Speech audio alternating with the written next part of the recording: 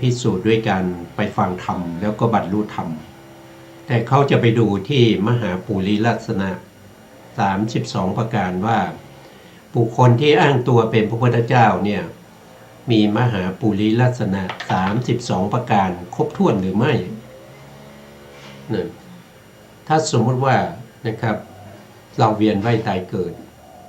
แล้วเราได้ไปพบกับบุคคลที่เขาอ้างตัวว่าเป็นพระพุทธเจ้าแล้วเราจะรู้ได้ยังไงว่าเขาเป็นพระพุทธเจ้าจริงเราก็ต้องมีความรู้ความเข้าใจความรู้ความเข้าใจเราจะฟังธรรมถ้าเรามีบุญบารมีถ้าเจอพระพุทธเจ้าองค์จริงเนี่ยเราก็สามารถที่จะบรรลุธรรมได้ถ้าเราบรรลุธรรมแล้วไม่มีปัญหาว่าไม่มีปัญหาว่าผู้ที่แสดงธรรมนั้นจะเป็นพระพุทธเจ้าตัวปลอมแต่ถ้าเราไม่บรรลุธรรมเนี่ยเราจะรู้ได้ยังไงว่าท่านเป็นพระพุทธเจ้าเราก็ต้องดูที่โหเฮงนะครับหรือที่เรียกว่าเป็นลักษณะของมหาบุรุษนะลักษณะของมหาบุรุษก็ดูที่ไหนก็ดูที่มหาปุริลักษณะ32ประการนี่ก็เป็นส่วนหนึ่งที่จะพิสูจน์ได้ว่า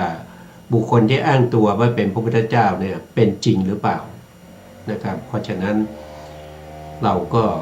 มาศึกษามหาปุริลักษณะ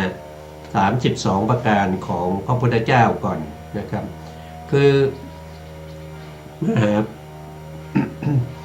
มหาปุริลักษณะ32ประการเนี่ย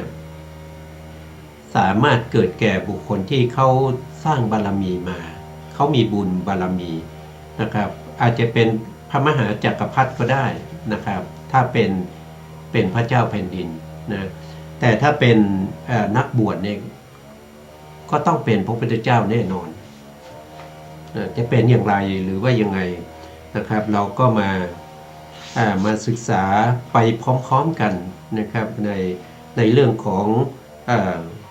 มหาปุริลักษณะ32ประการ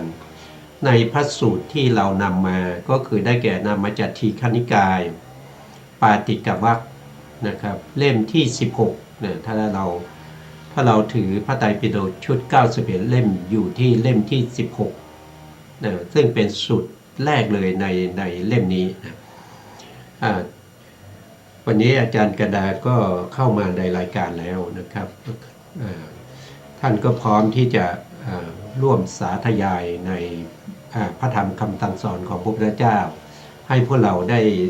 ได้รับฟังกันนะครับอาจารย์พร้อมยังครับกราบนมัสการพระคุณเจ้าพระเถรานุเถระและสวัสดีท่านที่รับฟังและรับชมอยู่ทางบ้านนะคะลักษณะสูตรว่าด้วยมหาปุริสลักษณะ32ประการเรื่องมหาปุริสพยากรณ์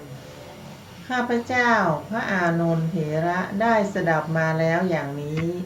สมัยหนึ่งพระผู้มีพระภาคเจ้าประทับอยู่ณวิหารเชตวันอารามของท่านอนาถบิณฑิกเศรษฐีใกล้กรุงสาวัตถีหน้าที่นั้นแลพระผู้มีพระภาคเจ้าตรัสเรียกภิกษุทั้งหลายว่า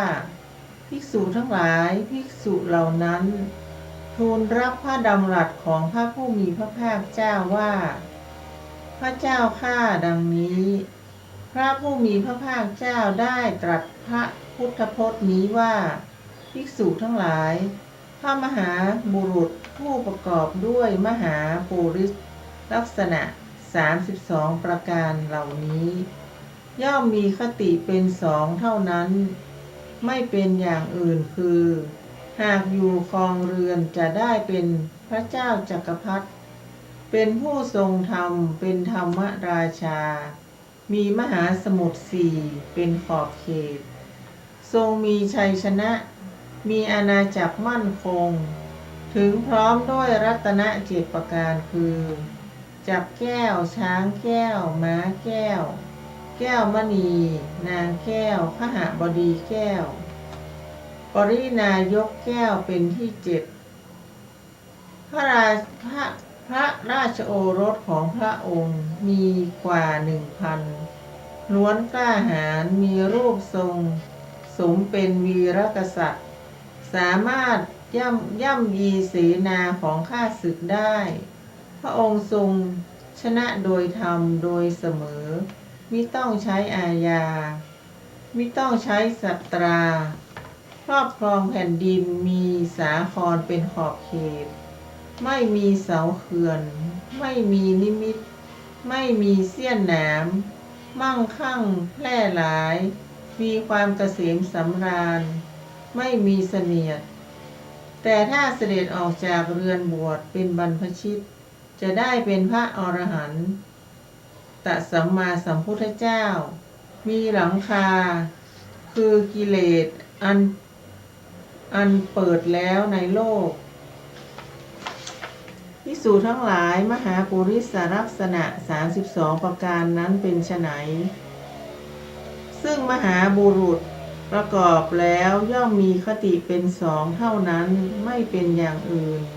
คือหากอยู่ครองเรือนจะได้เป็นพระเจ้าจักรพรรดิแต่ถ้าเสด็จออกจากเรือนบวชเป็นบรรพชิตจะได้เป็นพระอรหันตสัมมาสัมพุทธเจ้ามีหลังคาคือกิเลสอันเปิดแล้วในโลกค่ะครับอันนี้ก็เป็นช่วงที่หนึ่งนะครับช่วงที่หนึ่งก็ครั้งที่แล้วก็เคยได้พูดไปครั้งหนึ่งนะครับเคยได้พูดตอนนั้นครั้งนั้นอาจารย์กันดาท่านยังไม่ได้เข้ามารายการนะครับแล้วก็มาอธิบายในบางส่วนนะครับ มหาปุริลักษณะ32ประการเนี่ยเป็นเครื่องหมายนะเป็นเครื่องหมายบ่งบอกถึงคุณลักษณะของมหาบุรุษมหาบุรุษนั้นเป็นบุคคลที่ได้สะสมบุญบารมีมานะแต่ละลักษณะใน32ประการเกิดขึ้นได้ด้วยบุญนะครับไม่ใช่อยู่ๆก็เกิดขึ้นนะครับไม่ใช่ได้มาแบบบังเอิญนะครับเวียนว่ายตายเกิดนะครับให้ครบ84ปี84มหากาพย์แล้วก็จะได้มหาปุริลักษณะอย่างนี้ก็ไม่ใช่นะไม่ใช่อย่างนั้นต้องสะสมบุญบารมีต้องมีการให้ทานนะครับให้ทานไม่ว่าจะเป็นทรัพย์สินเงินทองชีวิตนะให้ทั้งชีวิตอวัยวะนะให้ทั้งความเป็นพระราชาเป็นมหากษัตริย์ให้ทุกสิ่งทุกอย่างกว่าจะได้มาถึงมหาปุริลักษณะเมื่อได้มหาปุริลักษณะมานะครับนั่นก็เป็นเครื่องหมายบ่งบอกถึงผู้ที่ครองเรือนก็เป็นพระเจ้าจักรพรรดินะครับเป็นผู้ที่ปกครองประชาราษฎร์ด้วยความเป็นธรรมกับ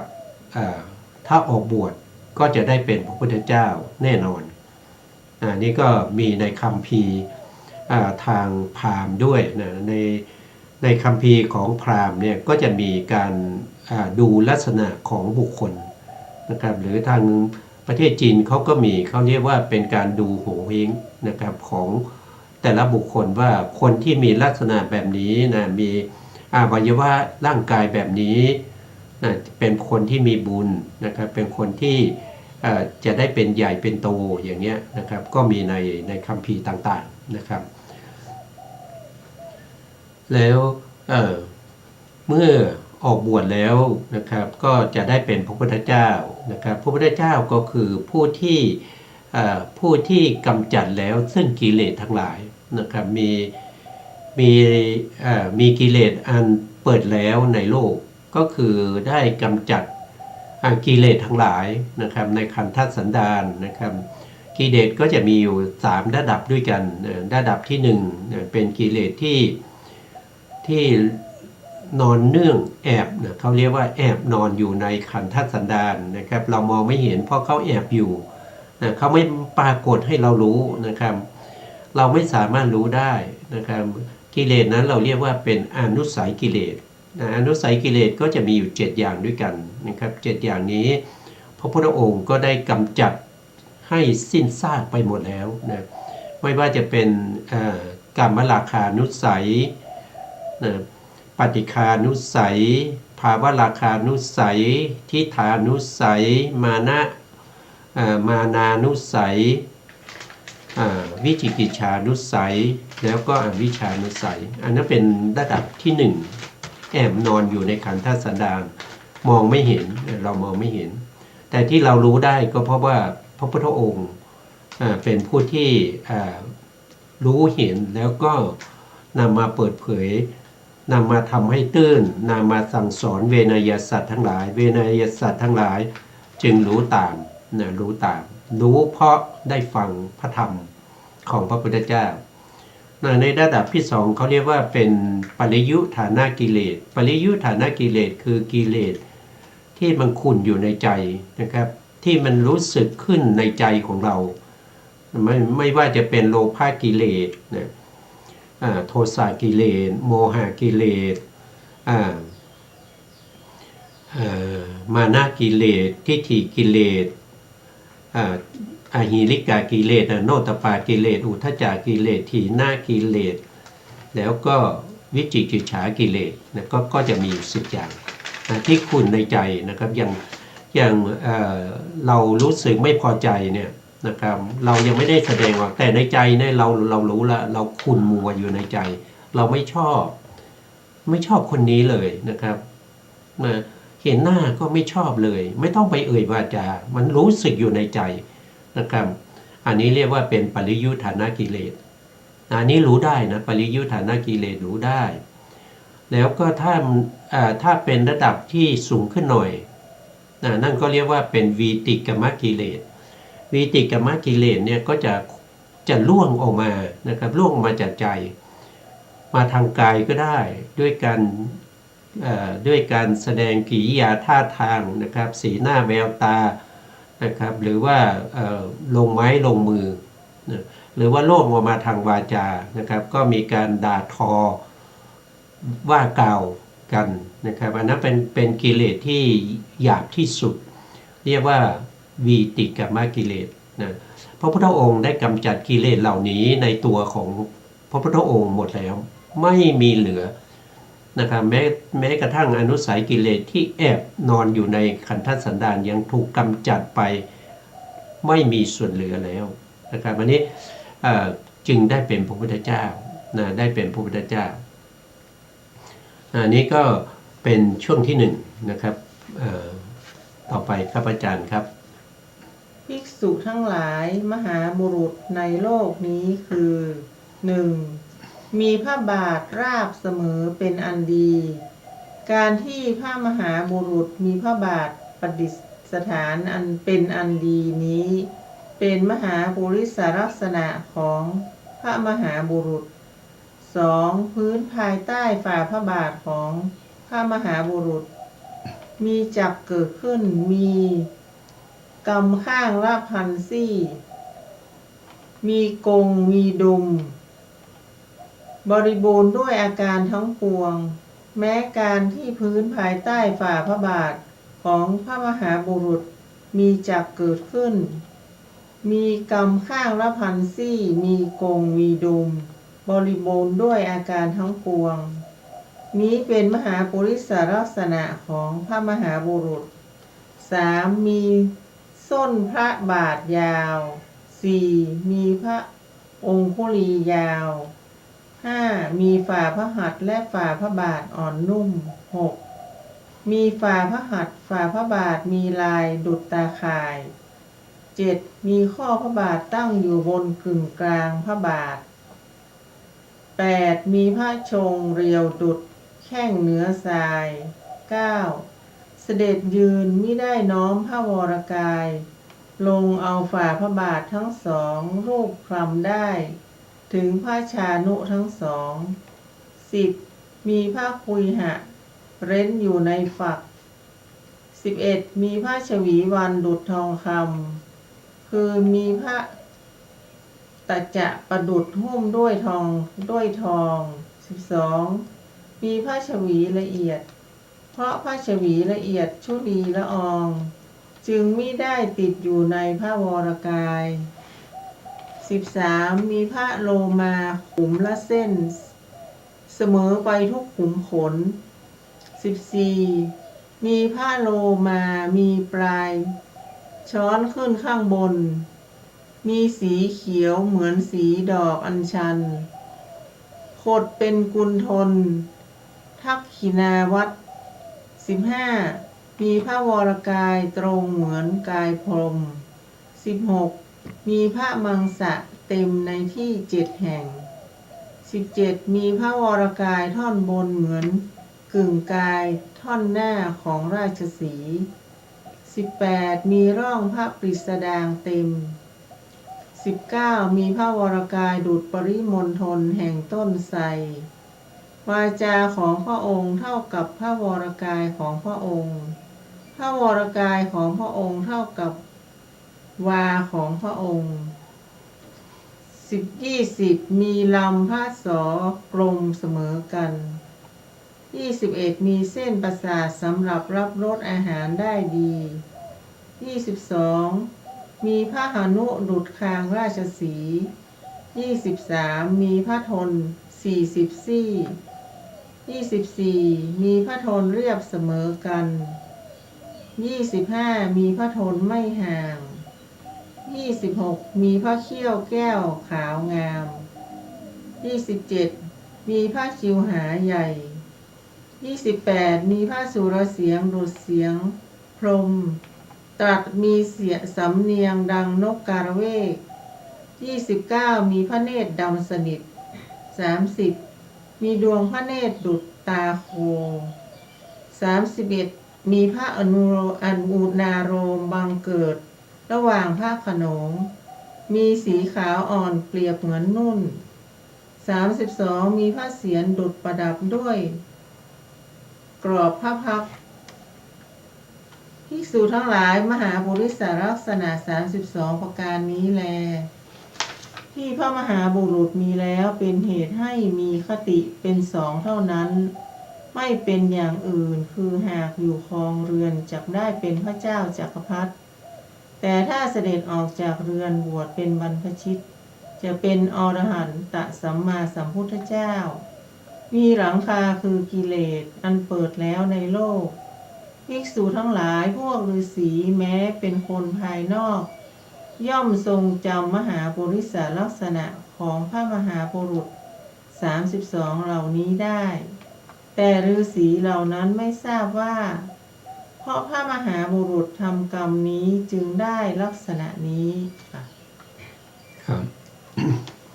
แบบนี้ก็เป็นมหาปุริลักษณะ32ประการที่เราเห็นเราเห็นชัดๆนะครับเวลาที่พระพุทธองค์เสด็จมาหรือว่าเวลาที่พระพุทธองค์ประทับนั่นก็คือเราจะเห็นผิวพรรณนะครับของพระพุทธองค์นั้นเหมือนกับทองนะครับแล้วก็มีรัศมีรัศมีเปล่งออกจากพระวรกายประมาณ1 วานะครับผู้ที่มีตาดีก็จะเห็นนะครับประมาณ1 วาพระรัศมีนี้ก็เกิดขึ้นหลังจากที่พระพุทธองค์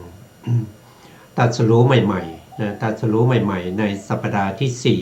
4พระพุทธองค์ได้พิจารณาอภิธรรม7 คัมภีร์พิจารณาธรรมสังคณีนะครับแล้วก็คัมภีร์ที่2พิจารณาคัมภีร์วิพังค์คัมภีร์ที่3พิจารณาคัมภีร์คาถาวัตถุคัมภีร์ที่4บุคละบัญญัติคัมภีร์ที่5ธาตุคาถาคัมภีร์ที่6ยมกะพอพิจารณาคัมภีร์ที่7ที่เรียกว่ามหาปฐาน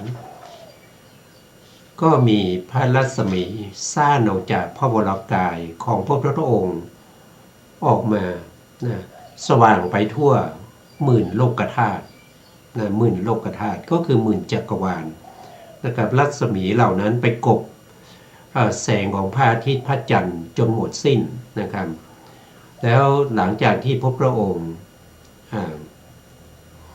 พิจารณาเสร็จแล้วรัศมีของพระพุทธองค์ก็จะมีประจำอยู่1 วานะครับ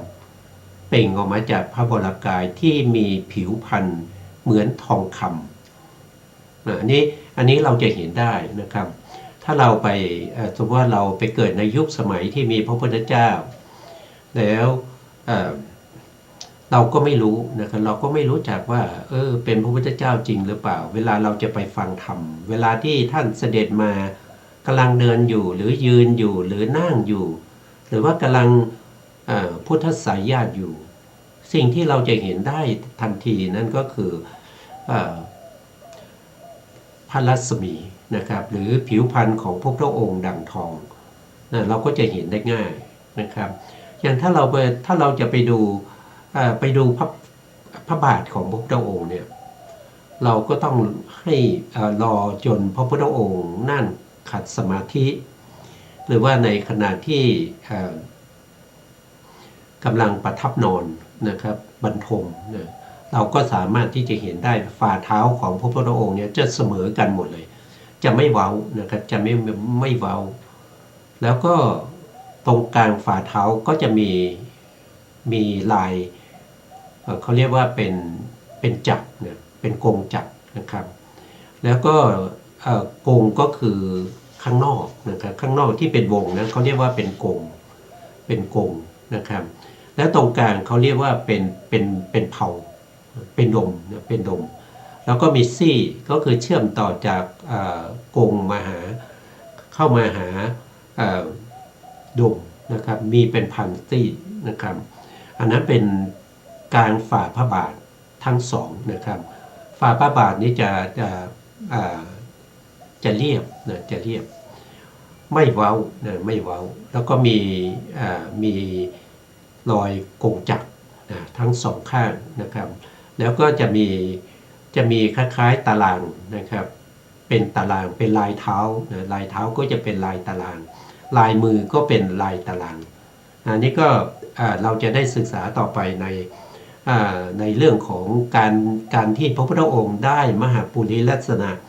อย่างนี้มาเนี่ยเพราะอะไรพระพุทธองค์ทำกรรมอะไรนะสมัยที่เป็นพระโพธิสัตว์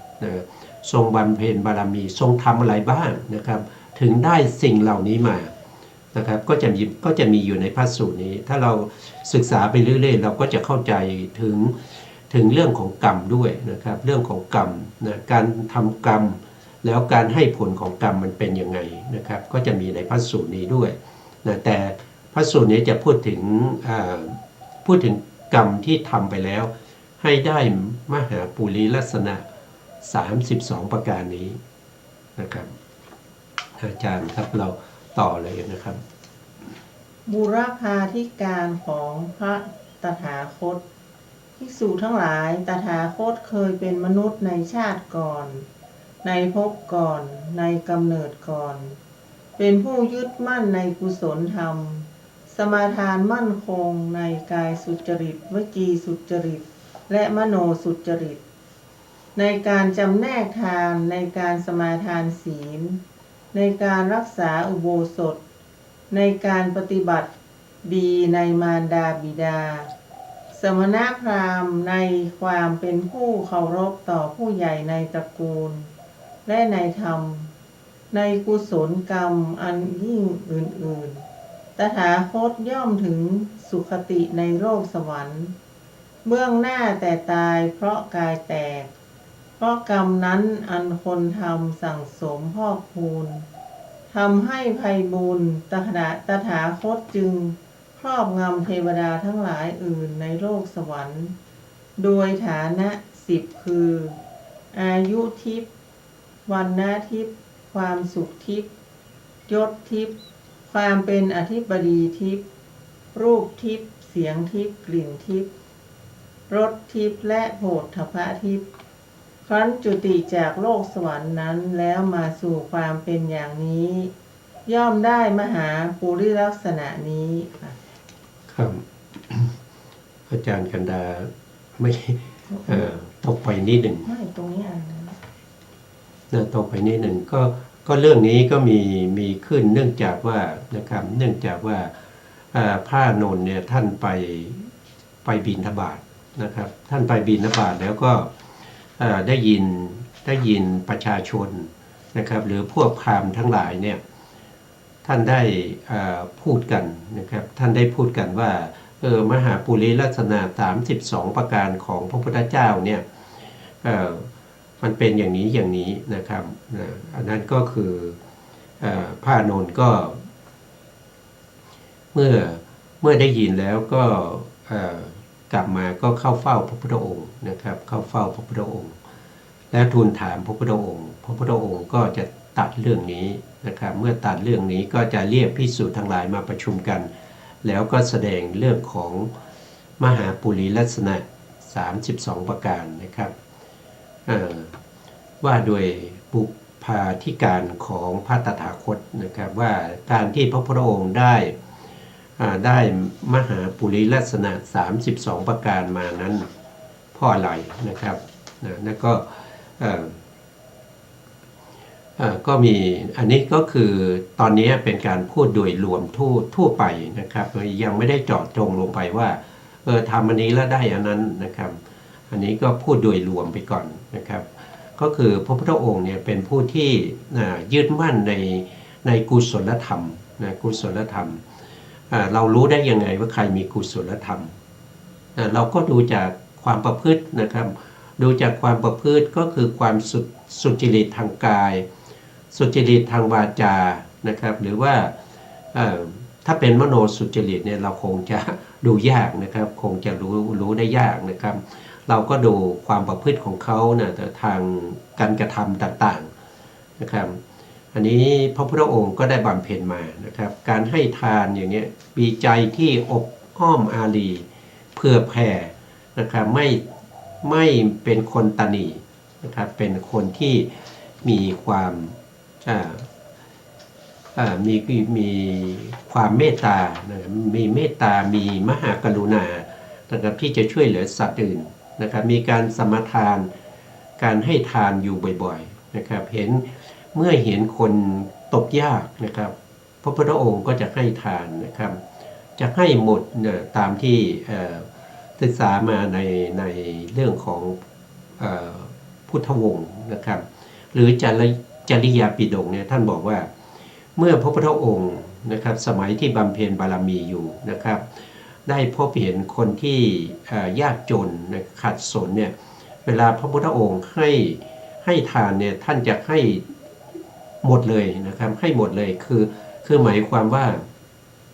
ยกตัวอย่างเช่นนะครับมีสิ่งของนะครับมีสิ่งของอยู่เท่ากับหม้อนะครับท่านอุปมาเหมือนกับน้ำที่มันเต็มอยู่ในหม้อนะครับเวลาให้ทานเนี่ยท่านจะให้จนหมดหม้อเลยเหมือนกับคว่ำหม้อเลยนะครับไม่ให้เหลือเลยนะไม่ให้เหลือนะครับแม้กระทั่งหม้อก็ให้ไปนะครับไม่เคยตนีไม่เคยหวงแหนนะเพราะฉะนั้นการให้ทานเนี่ยเป็นเหตุเป็นปัจจัยให้ท่านได้ทรัพย์สมบัติต่างๆไว้เป็นทุนในการให้ทานต่อไปการให้ยิ่งได้นะครับตามที่เราเคยได้ยินมานะครับเรื่องของการรักษาศีลก็เหมือนกันนะครับการรักษาศีลก็พระพุทธองค์ก็รักษาศีลยิ่งกว่าชีวิตนะครับยอมสละชีวิตเพื่อรักษาศีลเอาไว้ถ้าเราดูในชาดกต่างๆนะครับเราก็จะเห็นไม่ว่าสมัยที่พระพุทธองค์บำเพ็ญศีลบารมีในสมัยที่เป็นพญานาคนะครับพญานาคภูริทัตตะภูริทัตตะพญานาคนะครับก็สละชีวิตให้เป็นทานนะครับรักษาอุโบสถศีลเนี่ยนะครับแล้วก็ปฏิบัติต่อบิดามารดาด้วยความดีนะครับความดีนะครับตอบแทนบุญคุณบิดามารดานะครับแล้วก็ให้ทานแก่สมณพราหมณ์นะครับดูแลสมณพราหมณ์ทั้งหลายมีความเคารพต่อผู้ใหญ่ในวงตระกูลอันนี้เป็นกล่าวโดยรวมนะครับแต่รายละเอียดจะมีต่อไปนะครับถ้าเราศึกษาไปเราก็จะเห็นนะครับต่อไปก็ อาจารย์กันดาสาธยายต่อนะครับ พื้นพระบาทราบเสมอกัน มหาบุรุษนั้นมีพระบาทราบเสมอเป็นอันดีคือ มีฝ่าพระบาทเสมอกันทรงยกพระบาทขึ้นก็เสมอกัน ฝ่าพระบาททุกส่วนจรดพื้นเสมอกันพระมหาบุรุษทรงถึงพร้อมด้วยลักษณะนั้น หากอยู่ครองเรือนจะได้เป็นพระเจ้าจักรพรรดิเป็นผู้ทรงธรรมเป็นธรรมราชามีมหาสมุทรสี่เป็นขอบเขตทรงมีชัยชนะมีอาณาจักรมั่นคงถึงพร้อมด้วยรัตน7ประการคือจักรแก้วช้างแก้วม้าแก้วแก้วมณีนางแก้วพหบดีแก้วปรินายกแก้วเป็นที่7และมีพระราชโอรสมากกว่า 1,000 ล้วนกล้าหาญมีรูปทรงสมเป็นวีรกษัตริย์สามารถย่ำยีเสนาของข้าศึกได้พระองค์ทรงชนะโดยธรรมโดยเสมอไม่ต้องใช้อาญาไม่ต้องใช้สัตราครอบครองแผ่นดินมีสาครเป็นขอบเขตไม่มีเสาเขื่อนไม่มีนิมิตไม่มีเสี้ยนหนามมั่งคั่งแพร่หลายมีความเกษมสำราญไม่มีเสนียดเมื่อเป็นพระราชาจะได้อะไรเมื่อเป็นพระราชาจะได้ผลข้อนี้คือไม่มีใครๆที่เป็นมนุษย์ที่เป็นข้าศึกศัตรูจะข่มได้และถ้าเสด็จออกจากเรือนบวชเป็นบรรพชิตจะเป็นพระอรหันตสัมมาสัมพุทธเจ้ามีหลังคาคือกิเลสอันเปิดแล้วในโลก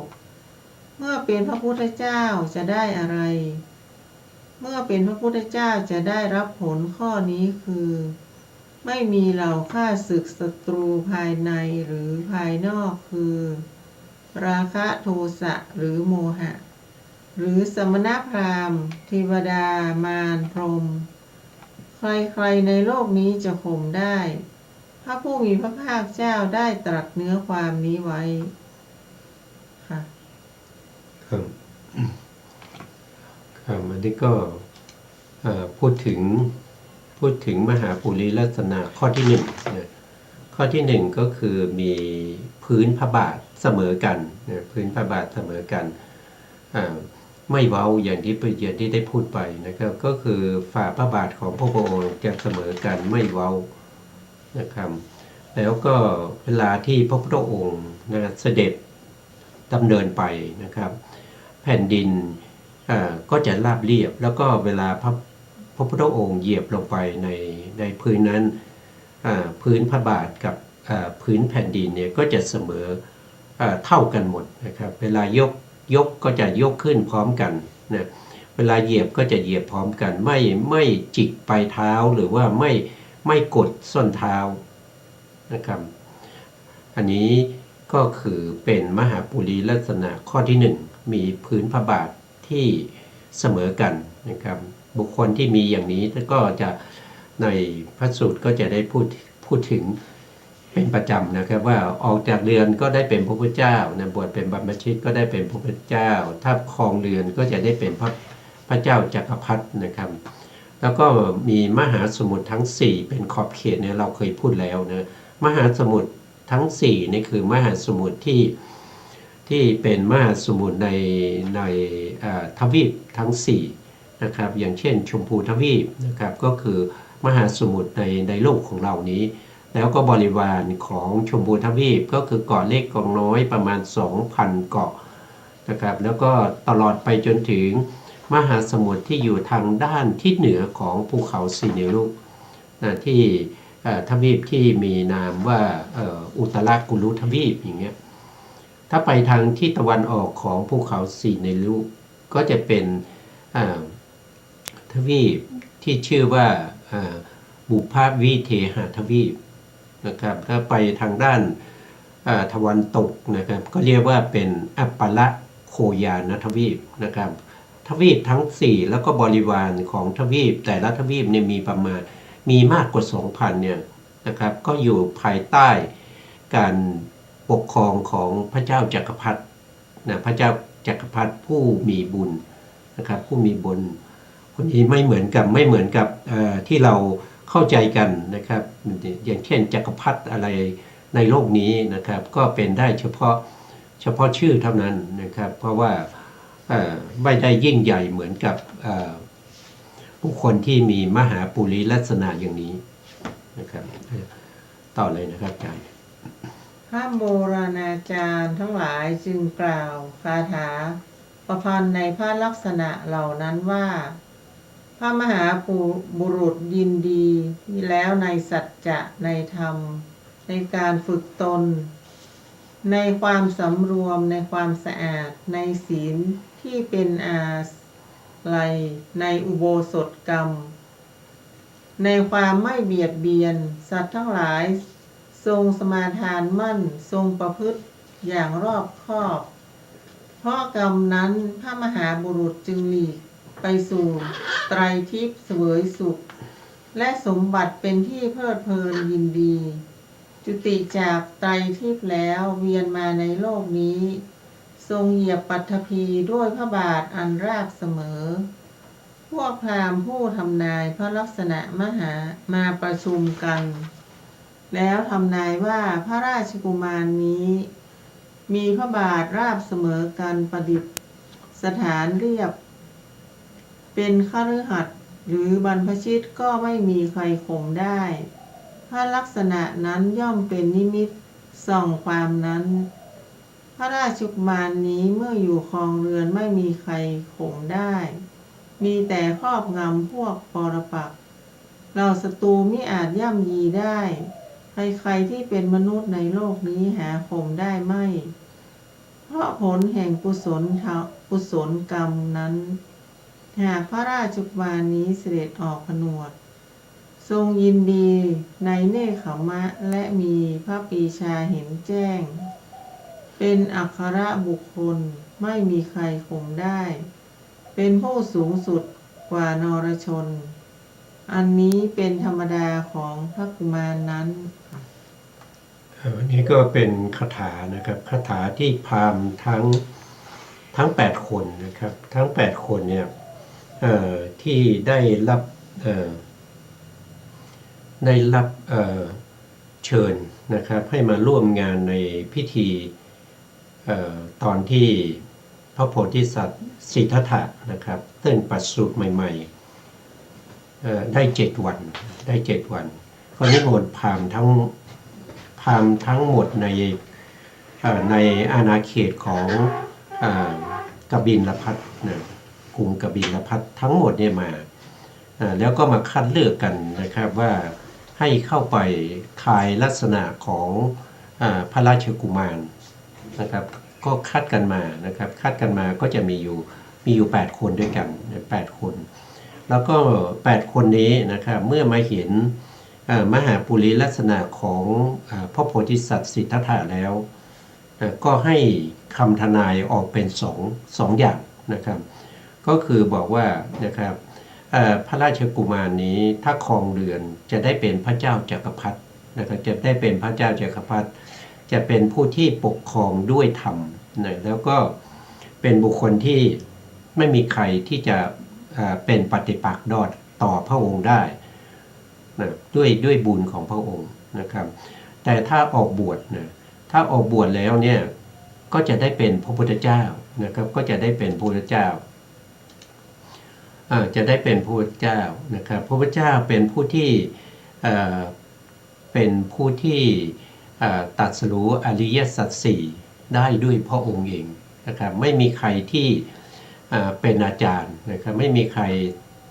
สอนให้พระพุทธองค์ตรัสรู้อริยสัจสี่ได้นะครับ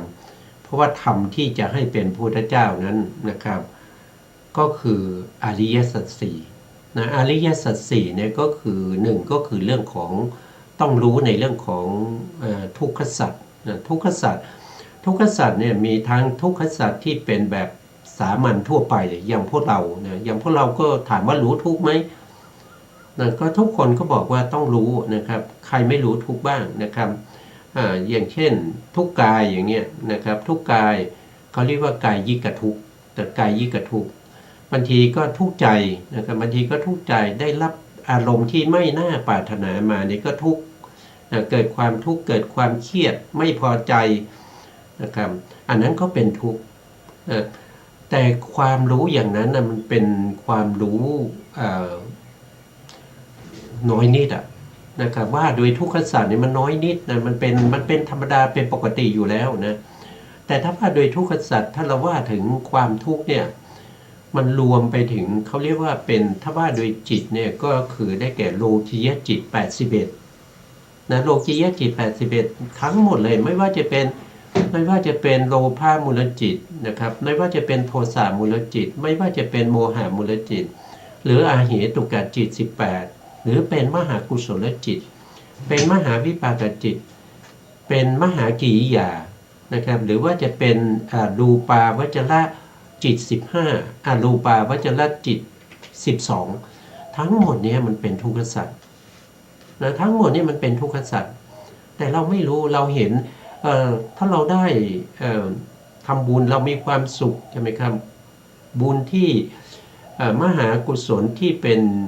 มีเวทนาที่เป็นโสมนัสก็มีนะครับเวลาที่เราทำบุญเรามีความสุขเราก็ไม่รู้ทุกข์เราว่ามันเป็นสุขนะครับเวลาที่เราได้รางวัลนะเวลาที่เราเห็นสิ่งนั้นแล้วก็มีความยินดีพอใจนะครับแล้วก็ชอบใจแล้วก็แสวงหาได้มาเราก็ไม่รู้ว่ามันเป็นทุกข์เพราะเราได้มาเรามีความสุขเราสมปรารถนาเราก็มีความสุขเราจะรู้ทุกอย่างเดียวก็คือเราไม่สมปรารถนาเราได้พบกับอารมณ์ที่เราไม่ชอบนะเราก็เป็นทุกข์แต่เมื่อเราได้พบกับอารมณ์ที่เป็นที่เราชอบเราก็เป็นสุขนะเพราะว่าเราไม่รู้ทุกข์เลยแต่ถ้าเป็นพระอริยบุคคลนะครับเป็นอริยสัจของพระอริยเจ้าเนี่ยสิ่งเหล่านี้ทั้งหมดเนี่ยมันเป็นทุกขสัจนะมันเป็นทุกขสัจมันไม่ใช่เป็นสุขนะครับเมื่อผู้ที่จะตรัสรู้เป็นพระพุทธเจ้าต้องรู้อย่างนี้ได้ด้วยพระองค์เองนะไม่มีใครสอนไม่มีใครแนะนำไม่มีใครบอกนะต้องรู้เองนะครับต้องค้นคว้าวิจัยเสาะแสวงหาสิ่งเหล่านี้ให้ได้ตามความเป็นจริงเหตุให้เกิดทุกข์นั่นก็คือได้แก่ตัณหาคือความยินดีติดใจในสิ่งต่างๆที่เราได้เห็นได้ยินนะครับได้เห็นได้ยินได้กลิ่นได้รสได้สัมผัสได้ถูกต้องนึกคิดถึงอารมณ์ดีๆอะไรพวกนี้นะหรือว่าบางทีเราได้สิ่งที่เราไม่ปรารถนาบางคนโอ้มันไม่ใช่ตัณหานี่นะมันไม่ใช่ตัณหานะเพราะว่าเราได้อารมณ์ที่ไม่ดีเราจึงไม่ชอบใจจริงๆแล้วมันคือตัณหานะครับที่เราไม่ชอบใจเพราะว่าเราไม่ได้สมอย่างที่เราต้องการไงเราปรารถนาจะได้สิ่งนี้แต่เราไม่ได้สิ่งที่เราไม่พอใจมันมาจากไหนก็มาจากเราอยากได้สิ่งนี้แต่เราไม่ได้สิ่งนี้นะมันก็มาจากโลภะนั่นแหละนะพระอริยเจ้าท่านจึงเห็นว่าโลภะเนี่ยเป็นเหตุให้เกิดทุกข์นะเป็นเหตุให้เกิดทุกข์มีเจตสิกอยู่ดวงเดียวเท่านั้นที่เป็นเหตุให้เกิดทุกข์นั่นก็คือโลภะเจตสิกหรือที่เราเรียกว่าเป็นตัณหานั้นนี่เป็นเหตุให้เกิดทุกข์นะครับแล้วก็ที่ดับทุกข์คืออะไรก็คือนิโรธคืออะไรนิโรธก็คือพระนิพพานเป็นที่ดับทุกข์นะครับบางคนก็ไม่เข้าใจนะครับเห็นว่าเราทุกข์วันนี้เราทุกข์เราไม่สบายใจพรุ่งนี้มาเราสบายใจความสบายใจละเสียซึ่งความทุกข์เมื่อวานนี้ได้นี่มันเป็นนิพพานมันไม่ใช่นะมันไม่ใช่นิพพานไม่ใช่อย่างนี้นะนิพพานนี่เป็นความสงบรูปนามเป็นสภาวะสันติลักขณังสงบจากรูปนามขันธ์5นะรูปนามขันธ์5นี่มันเป็นทุกข์นะครับการที่เราได้อารมณ์ที่ดีๆนะครับซึ่งดับอารมณ์ที่ไม่ชอบใจนะครับไปก่อนหน้านี้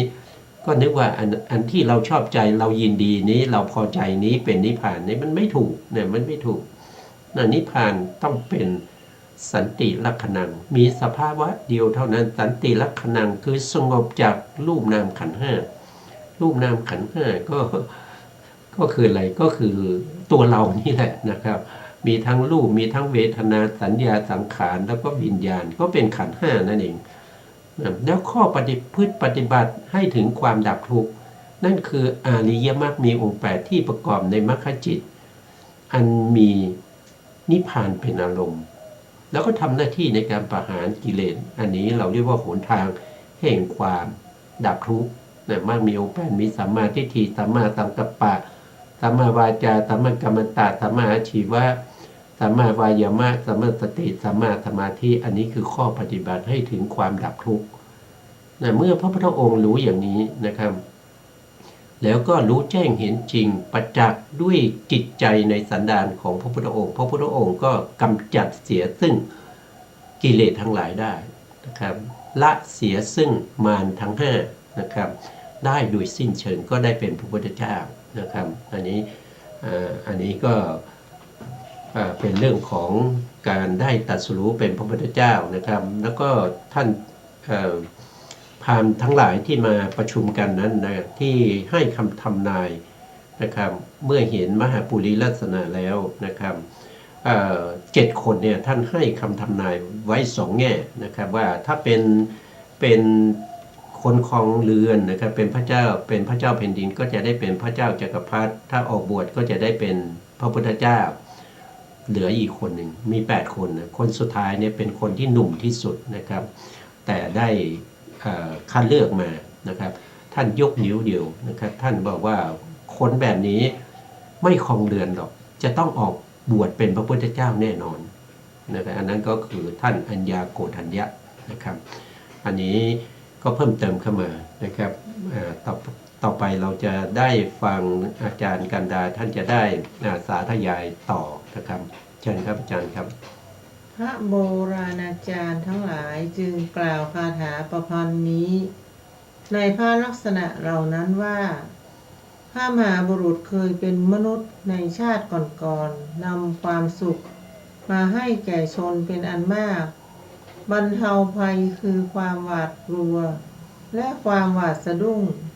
ขวนขวายในการคุ้มครองรักษาป้องกันเพราะกรรมนั้นพระมหาบุรุษจึงหลีกไปสู่โลกไตรทิพย์เสวยความสุขและสมบัติเป็นที่เพลิดเพลินยินดีครั้นจุติจากโลกทิพย์แล้วเวียนมาในโลกนี้ย่อมได้รายจักรทั้งหลาย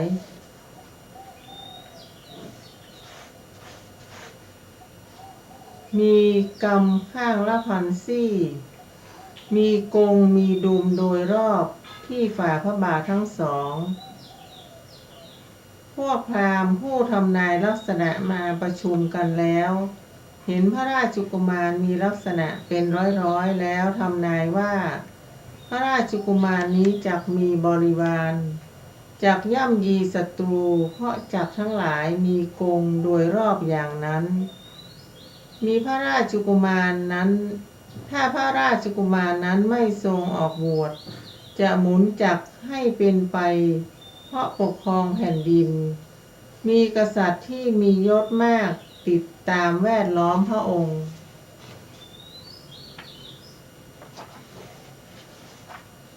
หากทรงผนวดจะทรงยินดีในเนกขัมมะมีพระปรีชาเห็นแจ้งพวกเทวดามนุษย์อสูรเท้าสักกะยักษ์พลทันนาคนกและสัตว์4 เท้าจะแวดล้อมพระองค์ผู้มียศมากไม่มีใครยิ่งกว่าอันเทวดาและมนุษย์บูชาแล้วครับดีวันนี้นะครับตรงที่ว่าด้วยการบรรเทาความสะดุ้งกลัวนะครับตรงนี้ท่านก็พูดถึงว่าสมัยที่ท่านเป็นพระโพธิสัตว์ในสมัยก่อนเนี้ยนะครับในสมัยก่อนนะครับเป็นคนที่ไม่ค่อยที่จะทำร้ายผู้อื่นนะครับมีแต่ที่จะหาความสุขนะครับหาความสุขให้แก่ชนเหล่านั้นนะแล้วก็บรรเทาเรื่องของความกลัวความสะดุ้งทั้งหลายนะครับแล้วก็ปกครองดูแลบริวารทั้งหลายโดยความเป็นธรรมนะครับแล้วก็ให้ทานอยู่เป็นประจำนะเวลาให้วัตถุทานนะครับตถาคตก็จะ ตอนที่เป็นพระโพธิสัตว์นะครับก็จะให้ทุกสิ่งทุกอย่างนะครับที่จำเป็นแก่ผู้ที่รับทานนะหลังจากที่ตถาคตนะครับได้ตายจากภพนั้นแล้วนะครับเคยได้ทำบุญในเรื่องของการดูแลรักษาให้ความปลอดภัยแก่บริวารแก่คนที่หรือว่าแก่สัตว์ทั้งหลายนะครับที่พระโพธิสัตว์ที่รู้นะก็จะช่วยเหลือนะครับหลังจากตายแล้วก็ไปเกิดเป็นเทวดานะครับพอไปเกิดเป็นเทวดาเนี่ยนะไปอยู่บนสวรรค์เนี่ยนะครับด้วยบุญด้วยกรรมที่พระโพธิสัตว์ได้สะสมมาเนี่ยเป็นอย่างดีเนี่ยพอไปเป็นเทวดานะครับก็ได้ฐานะ10อย่างนะครับได้ฐานะ10อย่างนั่นก็คือก็เหมือนเดิมนะครับตรงนี้ท่านพยานใหญ่ไว้นะครับก็มีอายุทิพย์นะมีวันหน้าทิพย์มีอาหารทิพย์มีอะไรทิพย์ทั้งหลายนะครับมีอยู่ทั้งหมด10อย่างนะครับที่เราผ่านมานะตรงนี้ท่านไม่ได้พิมพ์มานะครับเพราะว่าถ้าพิมพ์มาในคัมภีร์มันจะเยอะนะครับท่านก็เว้นไว้ให้เราถ้าอยากจะรู้ก็ไปดูที่ผ่านมานะครับขั้นเมื่อจุติจากโลกสวรรค์ก็คือตายจากความเป็นเทวดานะพอตายจากความเป็นเทวดามาแล้วเนี่ยนะก็มาได้มหาปุริลักษณะนะเมื่อมาเกิดเป็นมนุษย์ก็ได้มหาปุริลักษณะนั่นก็คือใต้ฝ่าเท้านะครับทั้งสองข้างนี้ก็จะมีลายกงจักรนะมีลายกงจักรนะครับแล้วก็มีซี่กำก็คือที่เป็นซี่จากกงมาตรงที่เป็นดุมนะครับมีเป็นพันซี่นะครับโดยใต้ฝ่าเท้าที่เรียบเสมอกันนั้นนะอันนั้นก็เป็นลายเท้านะครับเป็นลายเท้าที่มีนะครับมีระหว่างก็คือมีระหว่างอันกุศลกรรมนะครับที่เคยทำไว้นะที่เคยทำกุศลนะครับที่เคยให้ทานแก่สัตว์ทั้งหลายคอยดูแลให้ความปลอดภัยนะครับใ